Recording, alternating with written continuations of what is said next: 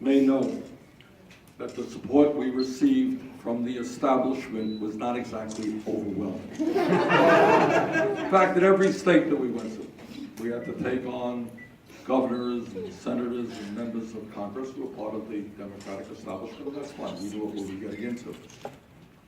There are 46 members of the Democratic caucus of the U.S. Senate. There were two members who supported our candidacy. One of them was me. My wife convinced me, but the other person, other than me, was Jeff Berkeley. Let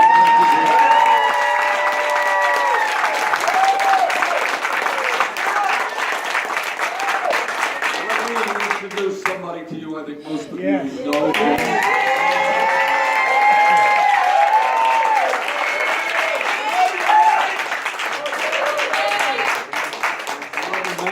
Also, what you don't know is that my son graduated the U of O. Barely, it took him a few years, but he graduated. Another son spent a number of years working in the Portland area. So everybody sit down, please sit down. I want to just say a few things this morning. Number one is that the political revolution that we are engaged in has not ended. And if I have anything to say about it, it will not end. It continues. All of you know, because I know people in this room are smart and you've studied history, and you know that real change never takes place from the top on down, that real change is not just about electing somebody. That's very important. I don't want to minimize that. But real change always takes place when millions of people become involved in the political process and engage in the struggle for justice. That's the history of the trade union movement. It's the history of the civil rights movement, history of the women's movement, history of the gay movement, history of the environmental movement. It is never the case that somebody on top says, oh, I have a good idea. I think we should make gay marriage legal. Oh, that was a great idea. That's not what happens. It happens that people struggle. Think about the civil rights movement, the number of people who went to jail and died in that struggle.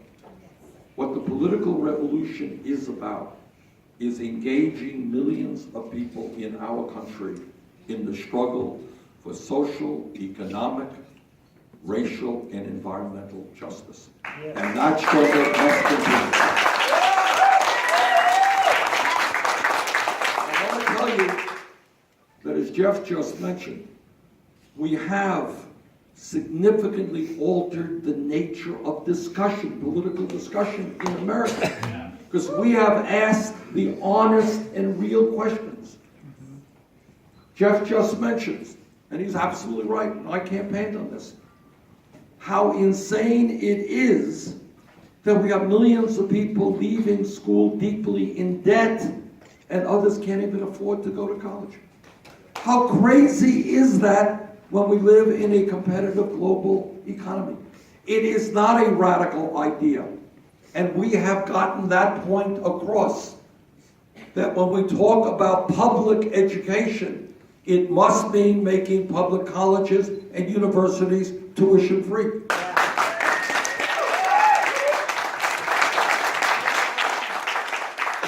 Because of your support, we have won that debate. Some of you may know that in the process of working with Secretary Clinton's campaign, she ended up and I ended up coming up with an agreement. It wasn't everything that I wanted. But right now, what the proposal is that she is supporting is to say that every family in America of $125,000 or less will be able to send their kids to a public college or university tuition free.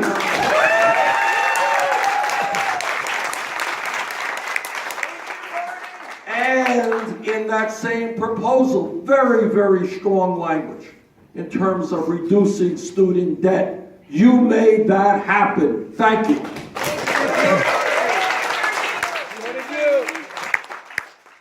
I believe, and I think many of you believe, that this country has got to join the rest of the industrialized world and guarantee health care to all people as a right to a Medicare for all single-payer program. That's our view. That's not Secretary Clinton's view. But we reached a compromise. She is now public in saying she will double, not a small amount, double the amount of money coming in to community health centers all over this country, which will revolutionize primary health care.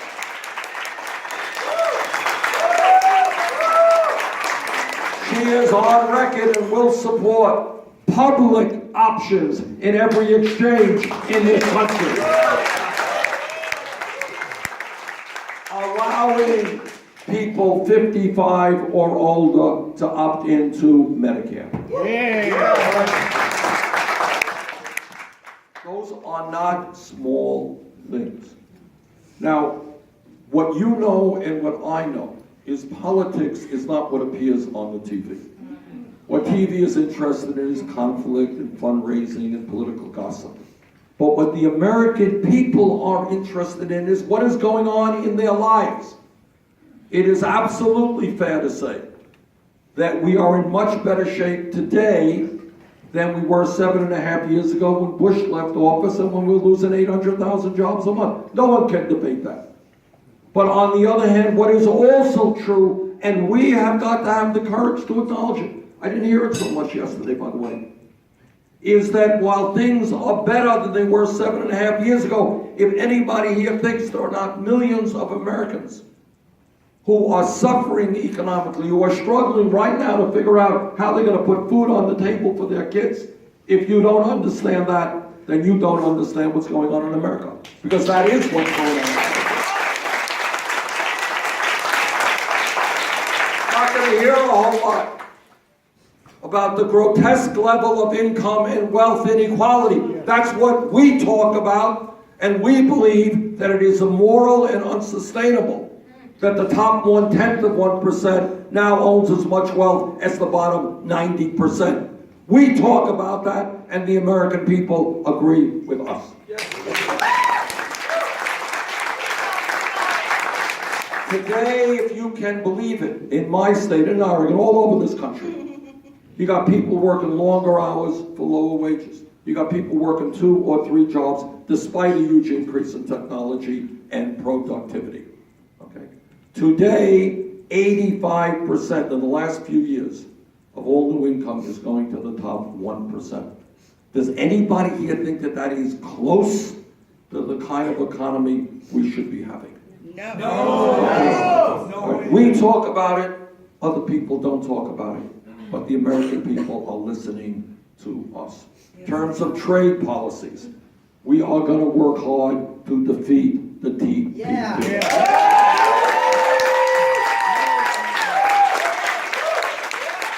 terms of minimum wage, we are going to fight to continue that struggle to raise the minimum wage to $15 an hour.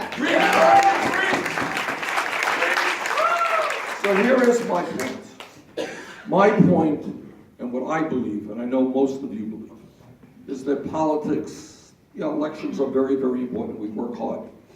But politics is transforming America and changing the lives of people who are hurting. A country is great not by how many millionaires and billionaires it has, but by how it treats its most vulnerable people. The children, the elderly, people with disabilities. We have the highest rate of childhood poverty of almost any major country on earth. We have millions of seniors and disabled vets trying to get by on $11,000, $12,000 a year Social Security. Not acceptable. And we're going to change that.